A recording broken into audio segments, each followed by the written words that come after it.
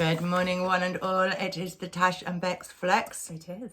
Returning for part 2 of, we don't know what they're going to call the Custodians. Or the Terra Infinita Custodian Takeover. Yes. So we're here for part 2. We hope that part 2 made sense, part 1 made sense even. It is, we do know that it is. Well, it's a bit of it's a massive new concept, I think, for people to get their heads around, because we've been, you know, even people I know that are very into other species and all that, it's all the Galactic Light Federation and this and that, as if they're all coming through the stars and all of this. And actually, they're all here with us. And again, it's like that's another psyop that they've put out there. It's another distraction. It's to take us away from the truth. Take us away from the truth. Yes. So where did we got to? You chatted about the Venetians. Yeah, we ended up. Yeah, that was the last. That was the last one. Planet we talked about was the Venus. The Draco, also known as the Etemines or the Etemines. That sounds kind of like anti, doesn't it? That word. I don't know if it is anti or not. And basically, you enter that land by crossing the lands of Venus. Now, the Dracos are very advanced. They're telepathic. And they have a treaty with the Custodians. So they have a peace treaty with the Custodians. So I don't think they necessarily... So the Custodians haven't dominated or colonised them. No. They've kind of made an agreement They've made with an them. agreement, yeah. So they made an agreement with them. So it's a very beautiful land. It's full of loads of really beautiful exotic plants. And they've been visited by the Anunnaki. Yay! She got it right! Anunnaki. And the Greys. Now, the Greys and the Dracos also have a type of like fraternity, if you like. So the Dracos and the Greys are they've got like a bit of a brotherhood, and as the Anunnaki and the Custodians have visited them, but not necessarily done more than that. So they can be found together on another planet called Orion. The Greys. Orion. Yeah, Orion. Sorry. Oh, Orion. Better. Orion. Orion. Oh, because it's the same as the stars. Yeah, Orion. The stars, yeah, because Orion. obviously all these things, we'll talk about that. Yeah. What the actual, what we're looking at. So yes. Yeah, so Orion. Yeah. Yeah, so basically, the Greys and the Dracos also occupy that planet, or whatever you want to call it. Area. They live till they're about 192. They have absolutely no diseases, even though the Custodians at one point did infect their air. Which they obviously like to do to everyone, and they don't have any wars, so they are kind of relatively peaceful, which you wouldn't necessarily think so. The word Draco, I think again that's another species that's been made to be a bit dark, but I don't really think they are. So very telepathic, very. It sounds like they're not particularly dark, but they haven't stood up to the Custodians, perhaps. You know, because there's that feeling of them that, and also if they're hanging out with Greys, Greys aren't that great either. Greys aren't great. No, I think I get the Greys. I'm not sure. Yeah, I didn't do Greys. No. Greys. So over to you. So you're going to go. The Mars. Mars, yeah. Now Mars is really interesting, isn't it? Because we're as a in the Matrix, they're always banging on about we're going to go to Mars, we're going to colonise Mars next. So it's interesting. It's their planet. They like to say we're going to all live on Mars. Yeah, we'll all go and live on Mars. Yeah. But the first thing has to be said about Mars is that we have links with Mars in our ancient history, and now actually, and there's a big human colony on Mars, as we've already mentioned, where people that betray the human race and work with the Custodians, it's like given to them as a prize. Because it's a very nice island, isn't it? It's beautiful. It's not an island, I'm talking about. It's a very nice planet. Yes, and it is beautiful, and you live a long time, and rah rah rah. There's 2 big continents in the centre, Area and Eridania. But so there's a human colony on Mars, and there's also Greys, and other species from other worlds and other domes that have been taken there. So is that where they get the zoo thing from? Yes, so it is very much like, it's a place where actually the Custodians and the Anunnaki observe all the different species that are living there, and they actually analyse and they get information. So they like instigate wars and stuff there and see what happens. There's no wars there. That they're monitoring like how they respond and what the nature of that species might be, and all of that. Experimental. A little bit. So that's why it feels like a bit of a zoo. But if you get to Mars, it's a one-way ticket. As a human or as all species? Well, I think definitely as a human. Mm-hmm. So to me, it's a bit like a warped paradise, because you get your 500-year life and all this, but you're kind of trapped there. But it is a paradise, isn't it? It is a paradise, Like but a warped paradise, because you're being observed, you're being analysed, you're almost like you're in a petri dish, you know. Yeah. And they're collating information that they can then use on your species outside of that realm. And that's where Admiral Byrd went. Yes, Admiral Byrd went there, so he's probably still there, living out his 500 years. Right. So the original Martians, there isn't one original Martian on Mars anymore. And Martians, how did they make us think they were? Little green things with the two. Yeah. That's a typical Martian, isn't it? With the two, like dealy boppers. Dealy boppers, green. Yeah, I mean that's not how they're described. And in fact, they don't describe them, but I think they were short. They were a little bit shorter than most of the races. But the original Martians were wiped out. They were a peaceful, spiritual race, so they didn't have any weapons or defense or anything like that. So when the custodians invaded Mars and started to kill them and colonize them, they were either killed in battle because they just didn't have any defense. Because they're very spiritual beings, very weren't they? spiritual beings. So they didn't have the advanced technology to fight. Absolutely not. And they didn't have the will even. You know, it's not in their consciousness to fight. But a lot of them that weren't killed in battle actually took their own lives. Yes. Because they've got such high principles. They would rather die than be run by the custodians, basically. They're very, very honourable, and they know that the custodians were dark, and so they actually, a lot of them took their own lives rather than, be ruled by something so dark, I suppose. Be ruled by something so dark. So that's quite sad. So there are actually no Martians left. They've all gone, I know. But obviously, it's almost like it's become a playground. I see it as it's become a planet that's a playground for the custodians, sort of making colonies, putting people together, watching what goes on. And so, yes, to me, it's Anunnaki and Greys. Lots of them are there.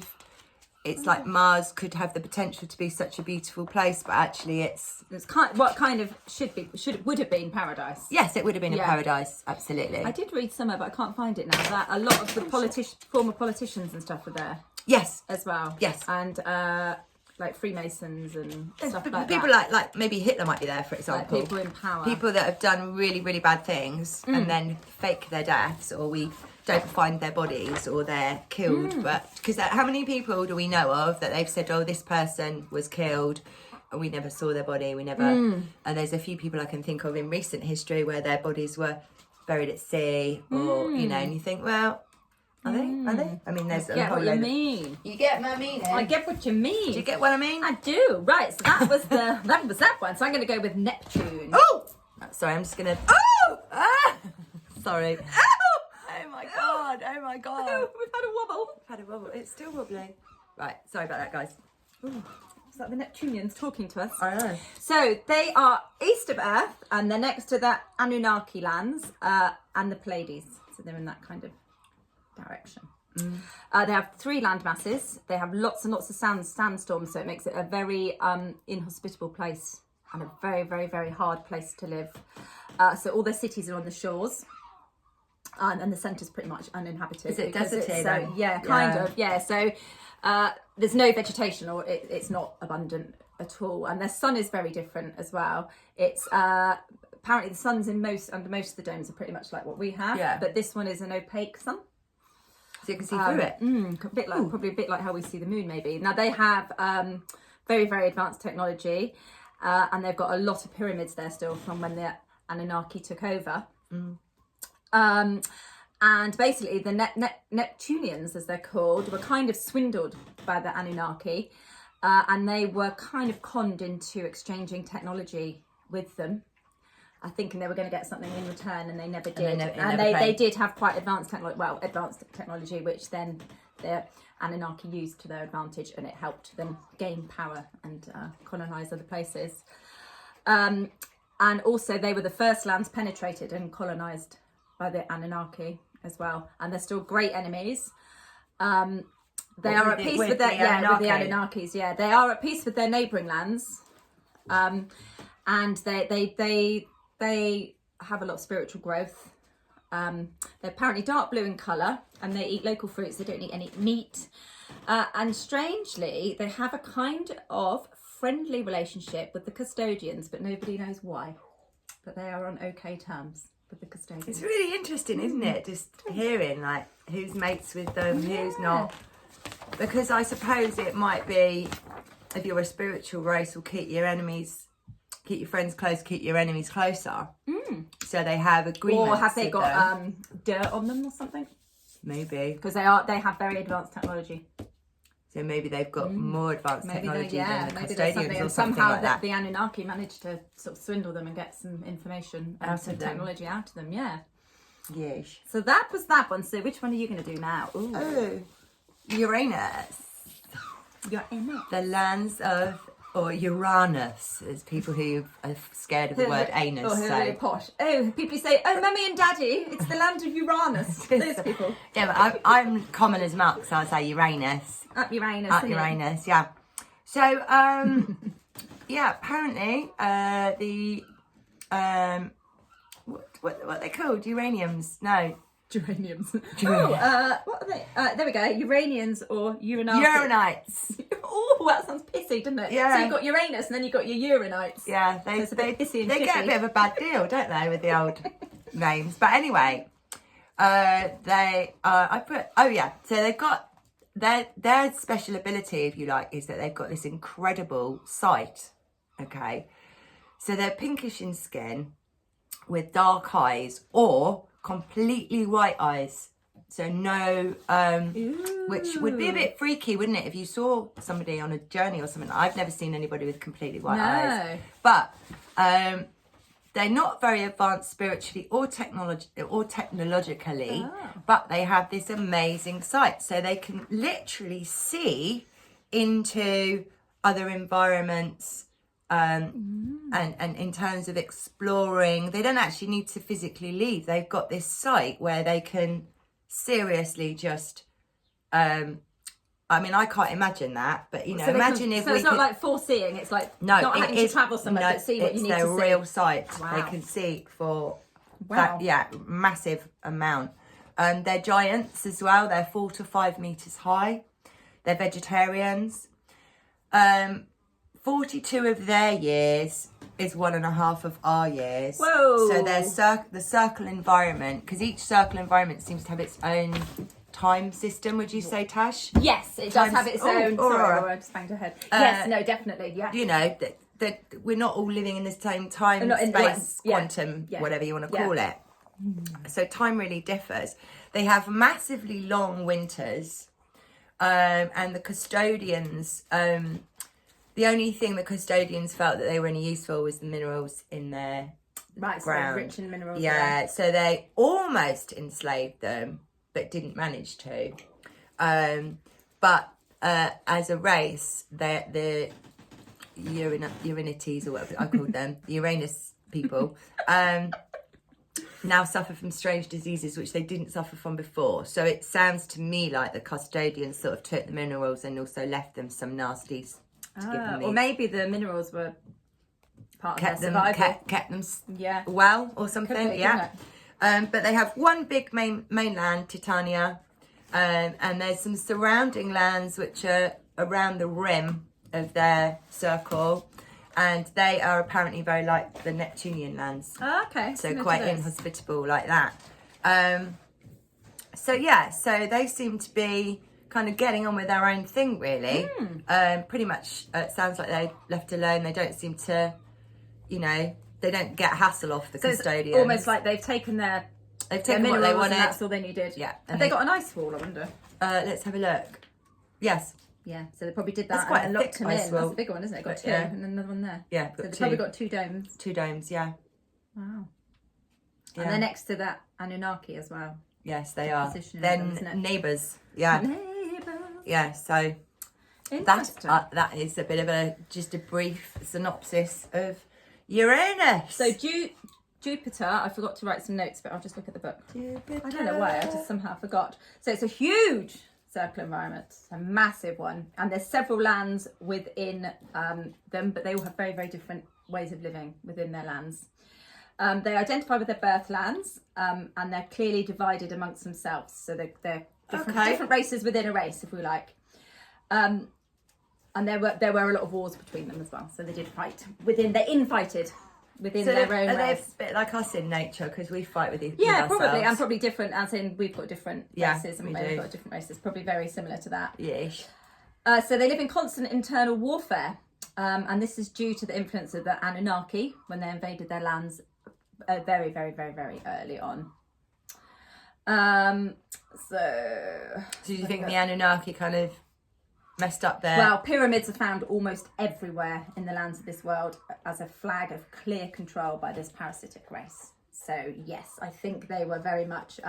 So contact with humans happened on the known Earths long ago. They reckon 3 resets, so 3 reboots ago, and they showed clear hostility to almost all other races, and have had several conflicts with the custodians. And they studied humans for a while. They've got very, very, very large laboratories with great scientific advances for the modification and the manipulation of human beings. They're very short in stature, 140 to 150 metres, and they've got peculiar eyes and a very big head, and they eat meat, basically. And that's that. Peculiar eyes and a very big head. Gosh, they So I sound... can't. Have you ever seen those on your journeys, Rebecca? No. No, definitely not. I feel like I wrote all that down. I don't know where I wrote it down. Peculiar eyes and a very big head. No. No. I've seen some beings, but I haven't seen one of them. But But then it sounds like they just get on with their own thing. Yeah. Because I'm only going to meet people, I think, when I'm Who are journeying, trying to tell you something. that are interested in interacting with us and actually helping what's going on right Of now. course, yeah. Absolutely. Otherwise, there's no point, is there, really? That is, and I do, we're aware, aren't we, that there's a big war going on. Centralise that a bit. Okay, well, I'm going to move on to the lands of Pegasus. Wow, I know, which I was just like, when you said you can do that one, I was like, oh, I want to I have do to say, that. when we organised it, I think they suited quite well. Do you think? I got Yeah. all the airy fairy woolly Yeah, and you got ones. like the Pleiadians, didn't you, a bit later? Yeah. Oh, you bugger. So the lands of Pegasus were basically the beings on Pegasus were all winged beings called Ooh. Lantians. Lantians. Yeah, or Lantians. How would you say that? Yeah, Lantians. Lantians. Yeah. Lantians. Lantians. And they, the custodians took them and planned to use them because they were flying animals or flying species. They wanted to use them to help them invade the celestial lands.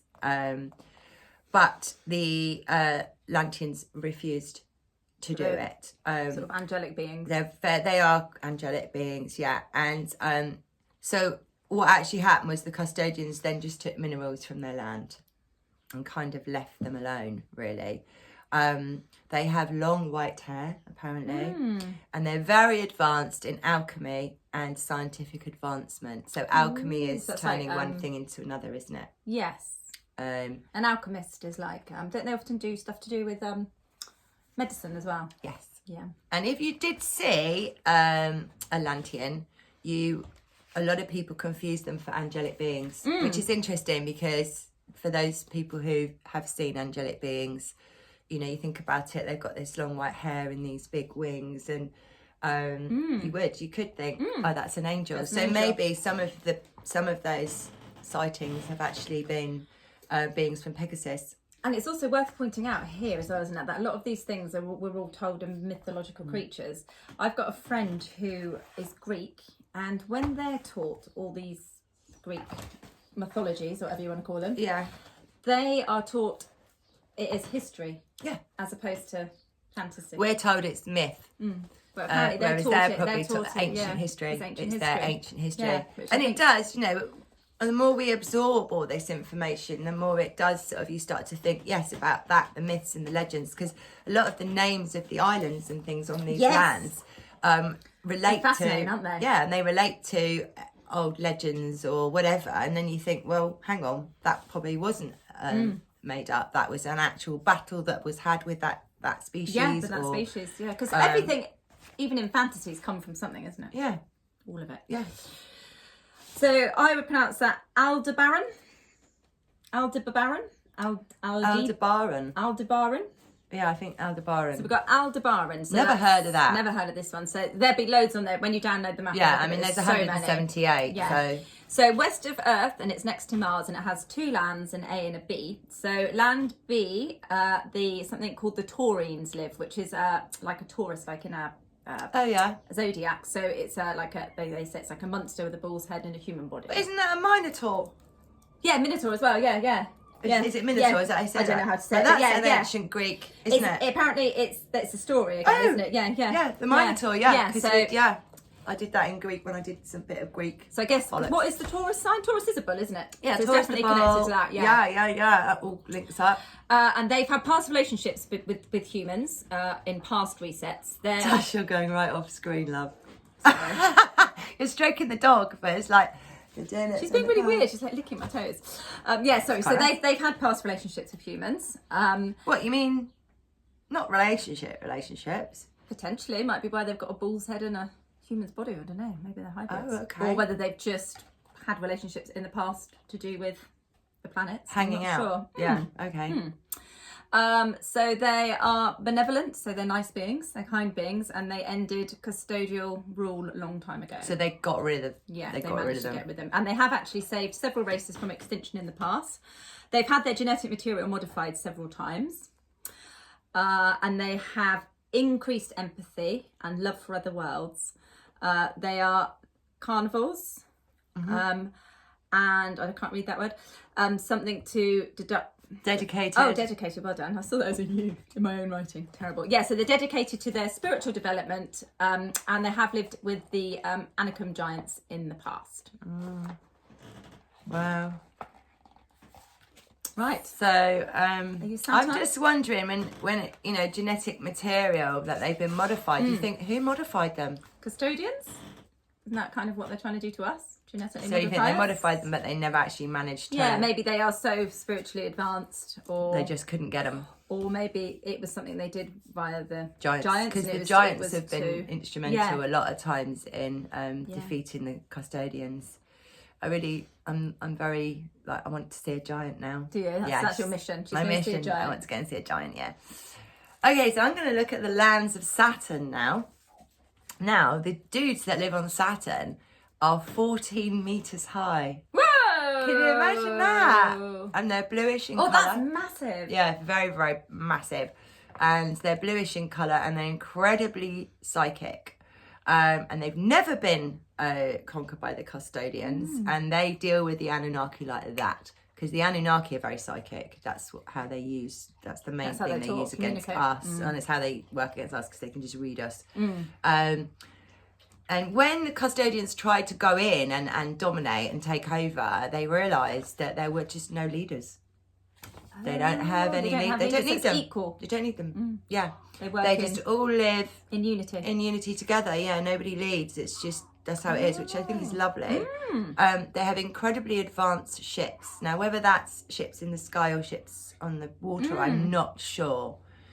But they've got incredibly advanced ships. Yeah, because there's lots of advanced water ships, isn't there, in the story? So that it's not just the ones I in the think sky. I think there's a lot of visitations that actually come through water portals and come up from the sea here. Yeah. Now they before a long time ago, they were the ones that taught the Anunnaki about the Great Dome. So they obviously have real spiritual wisdom as well. And the Anunnaki and the custodians tried to get them to invade the celestial lands with them. I mean, it sounds to me like the custodians have gone to various races and said, come and help us invade the celestial lands. And most of them just go, nah. And so they refused, they wouldn't get involved. And they visited here during quite a few of our resets to help us. They're feared by the custodians and the Anunnaki. And if you think about this very blue colour, they've got this blue skin. And instantly I got Krishna in my head, because Krishna is blue. Because I think the races that have visited and helped, like the Venusians and the guys from Saturn, I think that's where we get these cave paintings and ancient drawings, and so it's kind of like infiltrated into some of our religious stuff. I think if we go through things now with this new knowledge, we will start to see more and more of those little. Yeah. Bearing in mind that the custodians have tried to remove all of it from us, so but there's stuff they just haven't been able to remove. Yeah. Wow. So the Saturn, they're quite nice, which is weird because Saturn gets a bit of a bad press. because it's dark, isn't it? It's meant to be the dark. Allegedly, but it's obviously a good place. It's a flip, isn't it? It's a good place. It's a good place. Very interesting. Right, so the lands of Orion, which is west of Earth, and it's below the Draco lands. So below where the Dracos live. So this is the home of the Greys. So they have a small stature, about 130 to 140 meters. Yeah. They're very, very psychic. They have very, very high scientific development. They have really advanced labs, and they love experimenting with all the different races. So basically, the custodians use them as their workers. Yes. They're basically their workers. And they also help them with the custodians' obsession of trying to get in to the celestial lands, this penetration. So they use the Greys to do a lot of the work to try and get into these lands. And they abduct. They're the ones that abduct and genetically test humans. And they can be found on Mars. They're very robotic, and they're devoid of all emotion and empathy. They're like the worker ants. They're like the worker ants. Yeah, they have no conscience to anything that they do, and it just sort of, I feel all these people that have said that they were taken up in ships and be those. I feel but it just, I feel for them because they've had to live with that, being laughed at and whatever, and actually this testifies that that's gone on for a long time, and we know we've been meddled about with our DNA and all that. So we know where the nasty little Greys are. They're on Orion.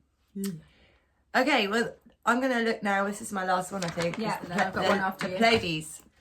Right, this is interesting, right? Because a lot of my friends that are light workers and stuff talk a lot about Pleiadians, and it's not quite what it seems. Is it? No, and they're kind of put across as being this really helpful race. They're put on a pedestal. They've been put on a pedestal, yeah. So they are benevolent to us. This is true. They are benevolent. They are tall, Norse looking. They're fair. We know that. Now that is possibly because they've interbred with our Norse races a long time ago. Well, and they're close to us physically, aren't they? They made a peace pact with the Anunnaki, so they've done similar to other races that are a bit stronger, a bit wiser. They've just made a pact, a treaty, and are left alone. So their circle environment is it's still slightly affected by the Anunnaki, although they've made this peace pact. So they do get natural disasters which are caused by the Anunnaki, which is interesting. So they're still affected by the Anunnaki. But the interesting thing about the Pleiadians is they didn't help us in the past. But they didn't help the custodians either, because remember, we've had a couple of these big resets. So they haven't come to our rescue, and a lot of people think the Pleiadians are the ones that are going to sort of save us. But they didn't. They kind of kept themselves to themselves. They kept themselves to themselves. They've kind of not got involved. But they do have a good rapport with the giants. But the giants seem to get on with everybody, really. Except for the custodians. Except for the custodians, yeah. And probably the Greys and that. But all the goodies, though, don't they? All the goodies, yeah. The giants are obviously good beings. But lately, the Pleiadians have started to assist with the human race. In the known lands. In the lowlands. But this is like now. Is like now. So it's very recent. So those of you that love the Pleiadians, yes, they are now coming in to help us, but in the past they haven't. And there are more Pleiadians here now coexisting in our known lands than previously. So now it seems to me, from what was said, they are now getting involved, helping us. They're here. But in the past, I read that they were they were almost wiped out as a race. Yes, they were nearly wiped out. Nearly wiped out. So that could be the reason why they weren't helping us in the past, because they didn't have the numbers. And they may have just still been rebuilding their own. rebuilding, so they didn't have the... Yeah, maybe. So we'll give them the benefit of the doubt. But I was just a bit surprised because Pleiadians are a race that a lot of light workers and people go on about as you know, these are... And they are helpful to us now, but in the past, maybe they just had their own stuff. I mean, they're good. They're a benevolent species, and they want to help us now. But yeah, perhaps you're right. Perhaps they had their own turmoil. They were too busy because I think they were as good as wiped out. They had a really hard time, didn't they? Or Pleiadians. So I'll just finish this bit with the reptilians, and then we'll just talk a little bit about the celestial. Yeah. Shall we look through that bit, just because there might be some things you want to pick up on there while I do them. I think I forgot that one. What? Just to do a bit on it. So reptilians. So they're often mistaken for that Anunnaki. They live far away from the known lands. They're actually one of the races that live right over the other side of where all the things are. So they're not close to us like we maybe thought they might have been. They have visitors and they have made direct contact with our leaders and leaders of the domes. They prefer the solitude of their remote lands, which are just outside their main island. So they like to live on the lands just outside as well. So they're a race that prefer, it's called their islands of reptiles, I think. And they tend to prefer that outside of the dome than the actual life that they've got inside the dome. That's interesting. So they're very hostile to humans, and the reason they visit other worlds is to implant what they call subway bases. And this is for potential future use, to monitor everything from these subways with their advanced technology. So it's like a surveillance type thing is what they tend to do. Their lands are actually called Lasatas lands, but as I said before, they prefer the Dome land, which is just outside. They've had big wars with the... Oh, I've written that really weird. It's Anunnaki. Yeah, so they've had really big wars with the Anunnaki. And they have a very big, great advancement in weapons of mass destruction. They have great respect from the colonizers. They've never been used for any inferior job ever, and they've never been manipulated. And if they were to choose, they would likely go in favour of the custodians if there were to be a war, but it's not necessarily known that they 100% would. Yeah, because the reptilians have got this very, very, dodgy, negative persona, haven't they, here? But it sounds actually like they pretty much keep themselves. They've fought against the same enemies that we've got. I think that they've been kind of put in as almost like a false flag. Yeah, another distraction. Let's make it all about the reptilians, and that's what everyone will concentrate on. Yeah, exactly. So the other land that the whole point in what we think this is all about is this celestial land. Yeah. So it's basically very, very close to the lands of Venus, like we said. Yeah. And in the book, it is just blue. Yeah. I don't think it's water necessarily. Nobody's been there. Nobody's been able to penetrate those lands. It's not mapped. So it's not mapped. However, in the story, which we will talk about in our last video, it's believed that the human soul has penetrated these lands and potentially gone to lands outside the big Great Dome that covers all 178. So it's almost as if that might be like a portal. Or there's portals that take you out. Is it what we're believed to think heaven is? Is it where we go when we die as humans? So apparently no other races underneath the Great Dome can go under there. They've tried it with all races and they literally disintegrate, don't they? I think I read. They just disintegrate. Humans disintegrate too, their physical body, but they were aware of their spirit, their source was able to penetrate pass through. To penetrate through. So is that like the home of our souls? Is it the home of the souls? Is it heaven? The equivalent of what they've made out heaven is? Yeah. Hell, are we living in hell under this dome? I think so. 100%. I feel we are. Sorry, I thought I saw a flappy thing. Well, it's a flappy bird with wings. Yeah, so basically, I think so what they say is, so it's a mysterious hidden land, none of the parasites can enter, and that it's to do with the source of life, which only humans have.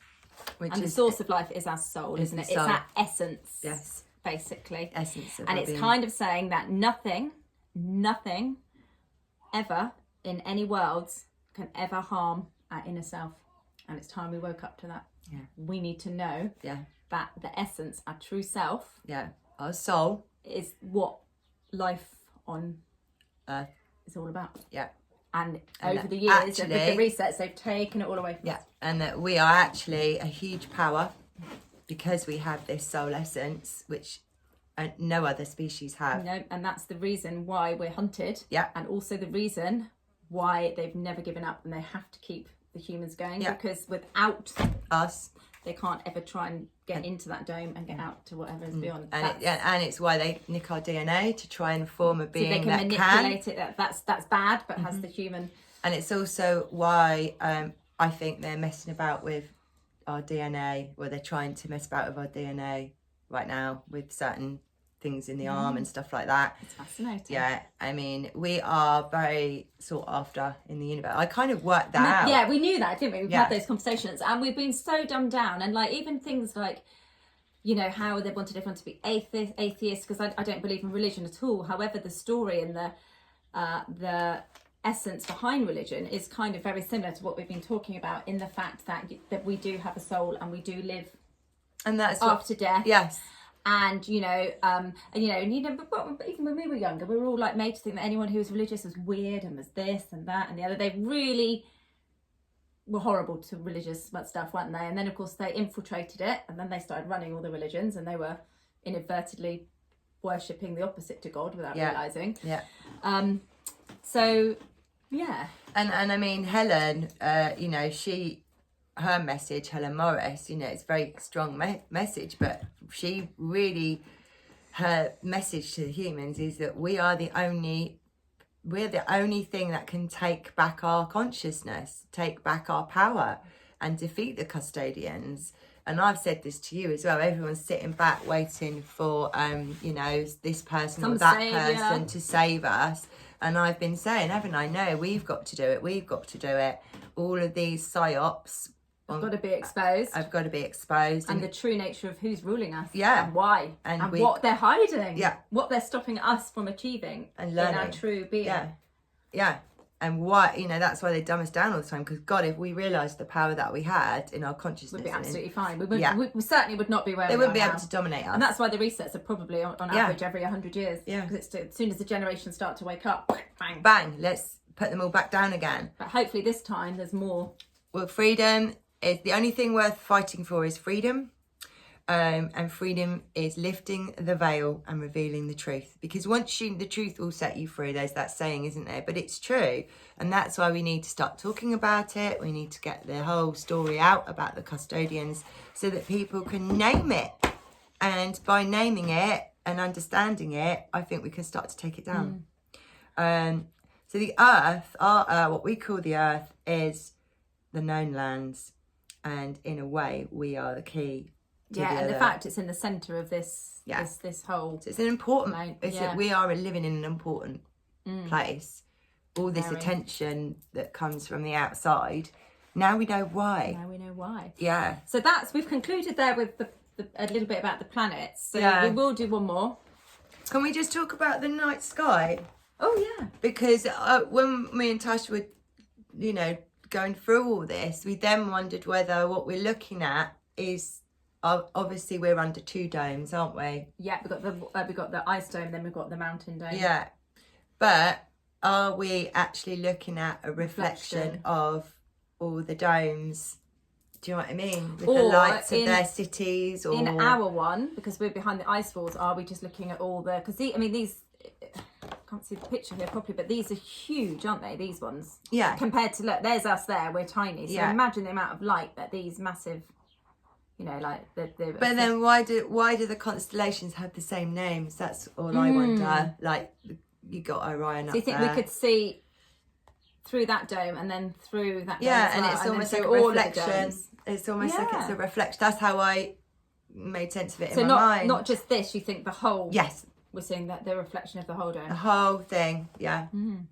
Because it's vast, isn't it? Let's be honest. It is infinite. It's very similar to the words that we're using. So if we were looking at it, it would fit. It would be like, wow, that's you know, that goes on into infinity. And also the theory of the moon being like a pinhole camera of directly of our little bit. Is that connected to that ice ball? Is it connected to the... Yeah, you can see the imprint. Oh, you can, absolutely. So, and then you can see the space for the other lands almost in it, can you? So do you think the moon is a reflection of just us in this little bit here, maybe? Yes.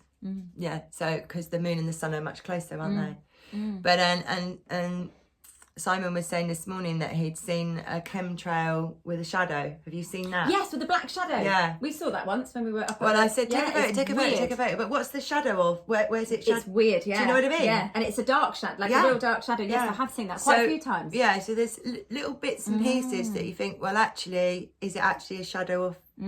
Is it reflecting off our firmament? And I also want to look at the etymology of firmament, because ment is mind. Firm the mind. Hold the mind. I feel like it's hold the mind. Well, it is holding us, isn't it? In hell. This is hell. And I've said that before. I've said we are living in. This is hell now. This is hell. It's hell, yeah, to be.